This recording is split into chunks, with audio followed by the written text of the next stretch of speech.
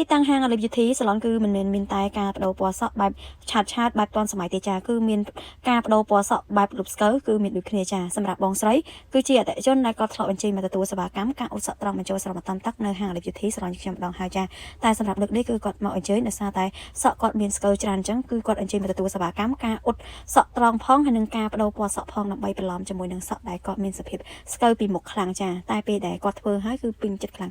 ដោយសារតែទឹកដៃហាងអាលីបយូធីសាឡនគឺគាត់ដឹងស្រាប់ហើយដោយសារតែហាងអាលីបយូធីសាឡនគឺប្រើប្រាស់តែជាមួយនឹងទឹកថ្នាំដែលមានគុណភាពខ្ពស់ដែលមានស្តង់ដារជាមួយនឹងទឹកថ្នាំរបស់ជប៉ុនចាធ្វើដោយមិនខុសវិស័យសក់ធ្វើដោយទំនុកចិត្តគឺកំងពណ៌ណាគឺដាក់ចេញពណ៌នឹងចាចង់ធ្វើ2សេវាកម្មក្នុងពេលតែមួយចង់ធ្វើ3សេវាកម្មគឺធ្វើបានទាំងអស់ចាចង់កំងបែបណាគឺធ្វើជូនបែបនឹងតែម្ដងចាអញ្ចឹងសម្រាប់បងដែលចង់ឲ្យជិះមកទទួលសេវាកម្មការអ៊ុតសក់ត្រង់បញ្ចូលស្រមតាមទឹកឬក៏ការបដូរពណ៌សក់ចង់បដូរពណ៌ភ្លាមអ៊ុតភ្លាមក្នុងពេលតែមួយចង់អ៊ុតកប៉ោងឬក៏ប